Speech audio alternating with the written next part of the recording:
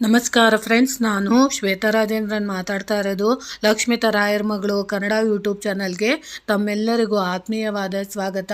ಸ್ನೇಹಿತರೆ, ಎಲ್ಲ ಹೇಗಿದ್ದೀರಾ? ಚೆನ್ನಾಗಿದ್ದೀರಾ? ನಾನು ಕೂಡ ಚೆನ್ನಾಗಿದ್ದೀನಿ. ಸ್ನೇಹಿತರೆ, ಇವತ್ತು ನಿಮಗೆ ಒಂದು ವಿಶೇಷವಾದ ಪುಟ್ಟ ತಂತ್ರ ಅಂತ ಅನ್ಕೊಬೋದು. ಆದರೆ ಇದನ್ನು 11 ಶನಿವಾರ ಖಂಡಿತವಾಗ್ಲೂ ಮಾಡಬೇಕಾಗುತ್ತೆ. ಏನಿಲ್ಲ, ಇಲ್ಲಿ ಯಾವುದೇ ರೀತಿ ಪೂಜೆ ಪುನಸ್ಕಾರಕ್ಕೆ ನೀವು ಹಣ ಖರ್ಚು ಮಾಡಬೇಕಾಗಿಲ್ಲ. ಏನು ಖರ್ಚು ಮಾಡಬೇಕಾಗಿಲ್ಲ, ವ್ರತ ಮಾಡಬೇಕಾಗಿಲ್ಲ. ಆಮೇಲೆ ನೀವು ಬೆಳಗಿನ ಜಾವ ಎದ್ದು ಸ್ನಾನ ಮಾಡಬೇಕಾಗಿಲ್ಲ, ಅಥವಾ ಹೂವು ಹಣ್ಣು ಏನು ತರಬೇಕಾಗಿಲ್ಲ. ನೀವು ಇಲ್ಲಿ ಮಾಡ್ಕೊಳ್ಬೇಕಾಗಿರೋ ಪುಟ್ಟ ತಂತ್ರಕ್ಕೆ ಸ್ವಲ್ಪ ಸಮಯ ನೀಡಬೇಕಾಗುತ್ತೆ ಅಷ್ಟೇ.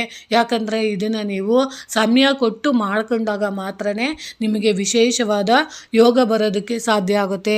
ಯಾಕೆ ಇದನ್ನು ಹೇಳ್ತಿದ್ದೀನಿ ಅಂದರೆ, ನೋಡಿ ಸ್ನೇಹಿತರೆ, ಇನ್ನೇನು ಶುಕ್ರವಾರ ಬಂದು ಅಮಾವಾಸ್ಯೆ ಇರುತ್ತೆ. ಅದಾದಮೇಲೆ ಶನಿವಾರ ದಿನ ಆಷಾಢ ಪ್ರಾರಂಭ ಆಗುತ್ತೆ.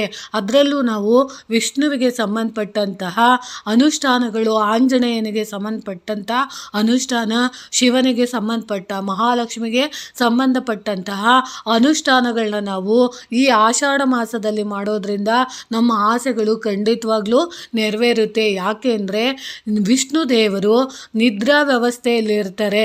ಅಂಥ ಟೈಮಲ್ಲಿ ನಾವು ಯಾವುದೇ ಬೇಡಿಕೆಗಳನ್ನ ಇಟ್ಟಾಗ, ಮದುವೆ ಮುಂಜಿ ಶುಭ ಕಾರ್ಯಗಳನ್ನ ಮಾಡಿದಾಗ ಅವು ನೆರವೇರೋದಿಲ್ಲ. ಆದರೆ ಪೂಜೆಗಳನ್ನ ನಾವು, ವ್ರತಗಳನ್ನ ಮಾಡಿದಾಗ, ಅಥವಾ ಅನುಷ್ಠಾನ ಪುಟ್ಟ ತಂತ್ರಗಳನ್ನ ನಾವು ಆ ಮಾಸದಲ್ಲಿ ನಾವು ಮಾಡಿಕೊಂಡಾಗ ನಮ್ಮ ಮನಸ್ಸಿನ ಇಷ್ಟಾರ್ಥಗಳು ಎಂಥದ್ದೇ ಇರಲಿ ಖಂಡಿತವಾಗ್ಲೂ ನೆರವೇರೋದಕ್ಕೆ ಸಹಾಯ ಮಾಡುತ್ತೆ.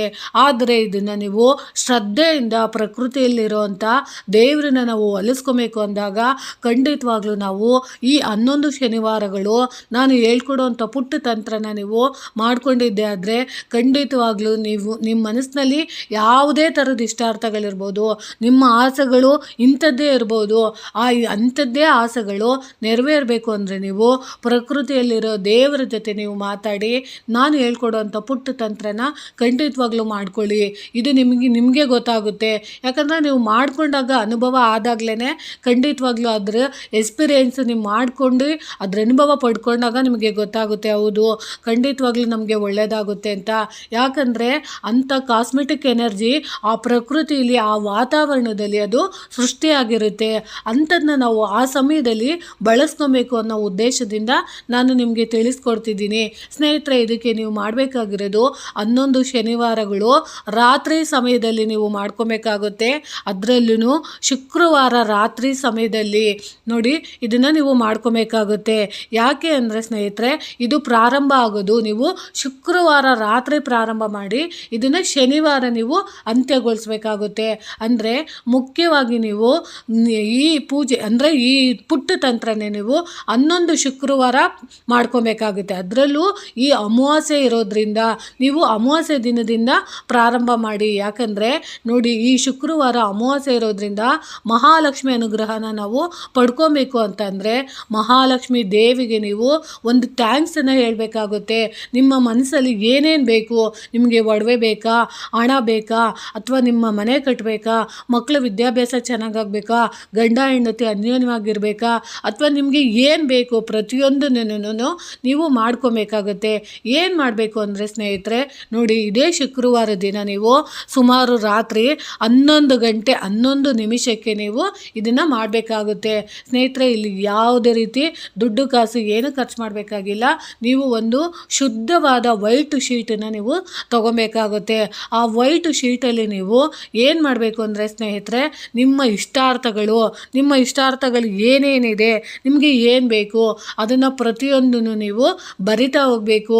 ಬರೆದಾದ್ಮೇಲೆ ನೀವು ನಿಮ್ಮ ಮನಸ್ಸಿನ ಇಷ್ಟಾರ್ಥಗಳು ಏನೇನಿದೆ ಪ್ರತಿಯೊಂದನ್ನು ಬರೆದುಬಿಟ್ಟು ಅದ್ರ ಮೇಲೆ ಕೊನೆಯಲ್ಲಿ ನೀವು ಮಹಾಲಕ್ಷ್ಮಿ ದೇವಿಯ ಅನುಗ್ರಹನ ಬರೀಬೇಕಾಗುತ್ತೆ. ನಿಮ್ಮ ಇಷ್ಟಾರ್ಥಗಳಿಗೆ ಏನೇನು ಬೇಕು ಅಂತ ನೀವು ಮೊದಲಿಗೆ ಮಹಾಲಕ್ಷ್ಮಿದು ಹೆಸರನ್ನು ಬರೆದು ಥ್ಯಾಂಕ್ಸ್ ಹೇಳಬೇಕು. ಕೇಳಬೇಕು. ಅಮ್ಮ ನೀನು ನನಗೆ ಇಷ್ಟು ಆಸೆಗಳನ್ನ ನೀನು ಈಡೇರಿಸಬೇಕು, ನನಗೆ ನೀನು ಈಡೇರಿಸಿದ್ದೆ ಆದರೆ ನನ್ನ ಹೃದಯಪೂರ್ವಕವಾದ ಧನ್ಯವಾದಗಳು ಅಂತ ಹೇಳಿ ನೀವು ಆ ತಾಯಿಗೆ ಧನ್ಯವಾದಗಳನ್ನ ತಿಳಿಸ್ಬೇಕು. ಆಮೇಲೆ ನೀವು ಆಂಜನೇಯ ಸ್ವಾಮಿಗೆ ನೀವು ಧನ್ಯವಾದಗಳನ್ನ ತಿಳಿಸ್ಬೇಕು. ಯಾಕಂದರೆ ಭಗವಂತ ನನಗೆ ಶಕ್ತಿ ಕೊಡು, ನನ್ನ ಜೀವನದಲ್ಲಿ ಸೋತೋಗಿರೋಂಥ ಕೆಲಸಗಳೆಲ್ಲ ಸಕ್ಸಸ್ ಮಾಡುವಷ್ಟು ಶಕ್ತಿ ಕೊಡು, ಯಾವುದೋ ರೂಪದಲ್ಲಿ ಬಂದು ನನ್ನ ಕಷ್ಟನ ಪರಿಹಾರ ಮಾಡುವಂಥ ಪ್ರತಿಯೊಂದನ್ನು ನೀನು ಆಂಜನೇಯನಿಗೆ ಹೇಳಿರ್ತೀರ. ಅಂದರೆ ನಿಮಗೆ ಎಲ್ಲನೂ ಬರೆದಿರ್ತೀರ. ಅಂಥದನ್ನ ಬರೆದಾದ್ಮೇಲೆ ನೀವು ಮಹಾಲಕ್ಷ್ಮಿ ದೇವಿಗೆ ಥ್ಯಾಂಕ್ಸ್ ಹೇಳಬೇಕು, ಅಂದರೆ ಧನ್ಯವಾದ ತಿಳಿಸ್ಬೇಕು. ಆಂಜನೇಯ ಸ್ವಾಮಿಗೆ ಧನ್ಯವಾದ ತಿಳಿಸ್ಬೇಕು. ನಿಮ್ಮ ಕುಲದೇವರು ಅಥವಾ ನಿಮ್ಮ ಇಷ್ಟ ದೇವರು, ಇವಾಗ ನಾವು ಗುರುಗಳು ರಾಘವೇಂದ್ರರನ್ನ ನಾವು ಥ್ಯಾಂಕ್ಸ್ ಹೇಳ್ತೀವಿ.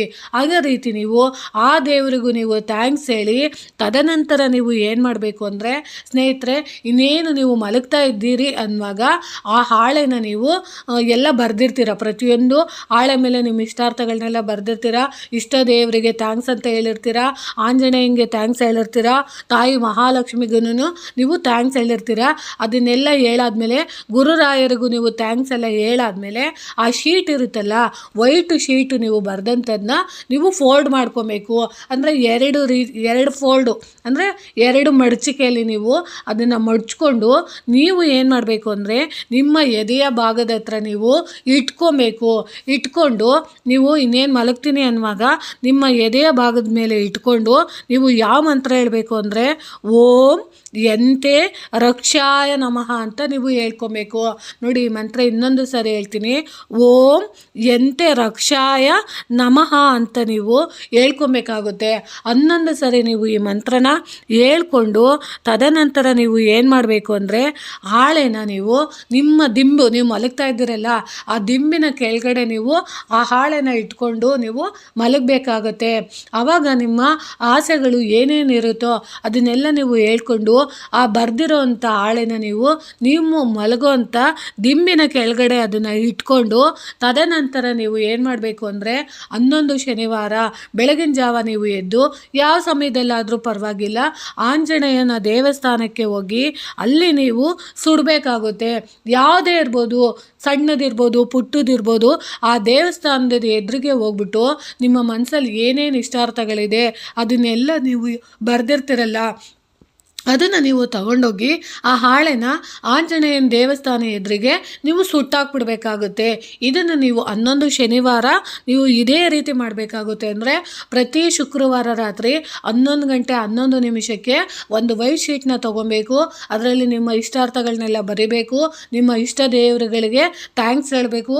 ಅದರಲ್ಲೂ ಮುಖ್ಯವಾಗಿ ಆಂಜನೇಯನಿಗೆ ನೀವು ಥ್ಯಾಂಕ್ಸ್ ಹೇಳಬೇಕು, ಮಹಾಲಕ್ಷ್ಮಿಗೆ ನೀವು ಥ್ಯಾಂಕ್ಸ್ ಹೇಳಬೇಕು, ರಾಯರಿಗೆ ನೀವು ಥ್ಯಾಂಕ್ಸ್ ಹೇಳಿ ನಿಮ್ಮ ಇಷ್ಟ ದೇವರಿಗೆ ಥ್ಯಾಂಕ್ಸ್ ಹೇಳ್ಬಿಟ್ಟು ಅದನ್ನು ನೀವು ಫೋಲ್ಡ್ ಮಾಡಿಬಿಟ್ಟು 2 ಮಡಚಿಕೆಯಲ್ಲಿ ಮಟ್ಬಿಟ್ಟು ಎದೆ ಮೇಲೆ ನೀವು ಬರೆದಿರೋಂಥ ಹಾಳೆನ ಇಟ್ಕೊಂಡು ಅದನ್ನು ನೀವು ಅಂದರೆ ಕೈ ಸ್ಪರ್ಶ ಮಾಡಿಕೊಂಡು 11 ಸರಿ ನೀವು ಈ ಮಂತ್ರನ ಹೇಳ್ಕೊಂಡು ಓಂ ಎಂತೆ ರಕ್ಷಾಯ ನಮಃ ಅಂತ ನೀವು ಹೇಳ್ಕೊಂಡು ಅದನ್ನು ನೀವು ದಿಂಬೆಡೆ ಕೆಳಗಡೆ ಅದನ್ನು ಇಟ್ಟು ಮಲಗಿ ಬೆಳಗ್ಗೆ ಎದ್ದ ತಕ್ಷಣ ನೀವು ಆಫೀಸ್ಗೆ ಹೋಗುವಾಗಲೋ ಅಥವಾ ಪೂಜೆ ಎಲ್ಲ ಮುಗಿಸಿದ ನಂತರನೋ ಯಾವುದಾದ್ರೂ ಒಂದು ಆಂಜನೇಯನ ದೇವಸ್ಥಾನಕ್ಕೆ ಹೋಗಿ ನೀವು ಅದನ್ನು ಸುಟ್ಟಾಕಿ ಬರೋದು.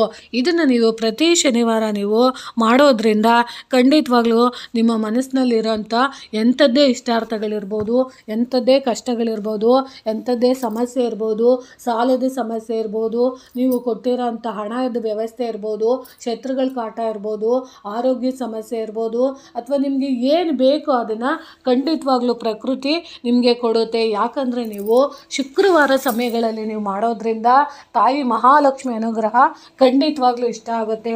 ನೀವು ತಾಯಿಗೆ ಯಾವಾಗಲೂ ಅಷ್ಟೇ ಯಾವ ಸಮಯದಲ್ಲಿ ತಾಯಿಗೆ ಪೂಜೆ ತುಂಬ ಇಷ್ಟ ಆಗುತ್ತೆ ಅಂದರೆ ಅದರಲ್ಲೂ 11 ಗಂಟೆ 11 ನಿಮಿಷದಲ್ಲಿ ನಾವು ಮಾಡೋವಂಥ ಈ ಪುಟ್ಟ ತಂತ್ರ ನಮಗೆ ಪ್ರಕೃತಿ ಜೊತೆ ಇರೋವಂಥ ಕಾಸ್ಮೆಟಿಕ್ ಎನರ್ಜಿ ಅಂದರೆ ಒಳ್ಳೆ ವಾತಾವರಣ ಇರೋ ಅಂಥದ್ದು, ಒಳ್ಳೆ ವಾತಾವರಣದಲ್ಲಿ ಸೃಷ್ಟಿಯಾಗೋವಂಥ ಪ್ರಕೃತಿಯಲ್ಲಿ ಬಿಡುಗಡೆ ಆಗೋವಂಥ ಪಾಸಿಟಿವ್ ಎನರ್ಜಿ ನಮಗೆ ಖಂಡಿತವಾಗ್ಲೂ ಸಹಾಯ ಮಾಡುತ್ತೆ. ಅದಕ್ಕೋಸ್ಕರ ನೀವು ಈ ಪುಟ್ಟ ತಂತ್ರನ ಖಂಡಿತವಾಗ್ಲೂ ಮಾಡ್ಕೊಳ್ಳಿ. ಯಾಕಂದರೆ ನಾವು ಈ ಸಮಯದಲ್ಲಿ ಅದರಲ್ಲೂ ನಾವು ಈ ಆಷಾಢ ಮಾಸದಲ್ಲಿ ಪ್ರಾರಂಭ ಮಾಡಿದಾಗ ಈ ಆಷಾಢ ಮಾಸ ಆದಮೇಲೆ ಶ್ರಾವಣ ಮಾಸ ಬರುತ್ತೆ. ಈ ಶ್ರಾವಣ ಮಾಸದಲ್ಲಿ ಮತ್ತು ಚಾತುರ್ಮಾಸ್ಯದಲ್ಲಿ ನಾವು ಪೂಜಾ ಅನುಷ್ಠಾನಗಳನ್ನ ನಾವು ಮಾಡಿದಾಗ ಖಂಡಿತವಾಗ್ಲೂ ನಮ್ಮ ಬೇಡಿಕೆಗಳು ನೆರವೇರುತ್ತೆ ಸ್ನೇಹಿತರೆ. ಇಲ್ಲಿ ನಾವು ಮಾಡ್ಕೊಳ್ಬೇಕಾಗಿರೋದು ಏನು ಅಂದರೆ ಸ್ವಲ್ಪ ನಾವು ಸಮಯನ ಕೊಟ್ಟು ಮಾಡ್ಕೊಳ್ಳೋದ್ರಿಂದ ಖಂಡಿತವಾಗ್ಲೂ ನಮಗೆ ಅನುಕೂಲ ಆಗುತ್ತೆ. ಯಾವುದೇ ರೀತಿ ಪೂಜೆ ಪುನಸ್ಕಾರ ವ್ರತ ನಿದ್ದೆಗೆಡಬೇಕು ಏನಿಲ್ಲ ಅಂದರೆ ಸಮಯನ ಕೊಟ್ಟು ನೀವು ಮಾಡ್ಕೊಂಡು ನೋಡಿದಾಗಲ ಮಾತ್ರನೇ ನಮಗೆ ಇದು ವರ್ಕೌಟ್ ಆಗುತ್ತಾ ಇಲ್ವಾ ಅಂತ ನಿಮಗೆ ಗೊತ್ತಾಗುತ್ತೆ. ಯಾಕಂದರೆ ಎಲ್ಲದಕ್ಕಿಂತ ದೊಡ್ಡದು ಪ್ರಕೃತಿಲಿರೋಂಥ ದೇವರು. ಅದರಲ್ಲೂ ನಮಗೆ ಏನೇ ಬೇಕು ಅಂದ್ರೂ ನಮ್ಮ ಪ್ರಕೃತಿಲಿರೋಂಥ ದೇವತೆಗಳು ನಮಗೆ ಆಶೀರ್ವಾದ ಮಾಡಬೇಕು ಅಂದಾಗ ನಾವು ಆ ಪ್ರಕೃತಿ ಜೊತೆ ಮಾತನಾಡೋದನ್ನ ಕಲಿಬೇಕು.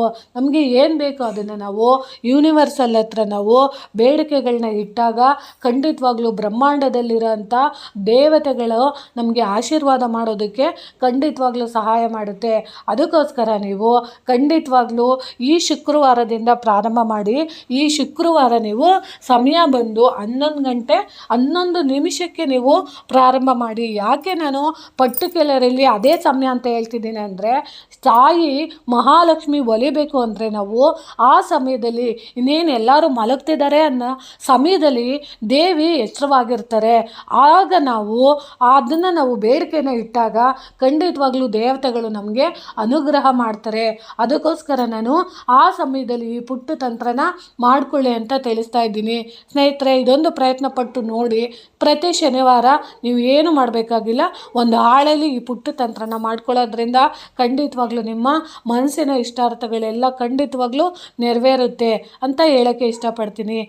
ಸರಿನಾ ಸ್ನೇಹಿತರೆ? ಈ ವಿಡಿಯೋ ನಿಮಗೆ ಇಷ್ಟ ಆಗಿದ್ದರೆ ಅಥವಾ ಈ ಮಾಹಿತಿ ನಿಮಗೆ ಇಷ್ಟ ಆಗಿದ್ದರೆ ದಯವಿಟ್ಟು ನನ್ನ ಚಾನಲ್ನ ಸಬ್ಸ್ಕ್ರೈಬ್ ಮಾಡ್ಕೊಂಡು ನೋಡಿ. ಹೆಚ್ಚೆಚ್ಚು ವಿಡಿಯೋನ ಶೇರ್ ಮಾಡಿ ಮತ್ತು ಲೈಕ್ ಮಾಡಿ. ಹೊಸದಾಗಿ ಯಾರಾದರೂ ನೋಡ್ತಿದ್ರೆ ದಯವಿಟ್ಟು ಸಬ್ಸ್ಕ್ರೈಬ್ ಮಾಡ್ಕೊಂಡು ನೋಡಿ ಅಂತ ತಿಳಿಸ್ತೀನಿ. ಪ್ರೀತಿಯ ಧನ್ಯವಾದಗಳು ಸ್ನೇಹಿತರೆ.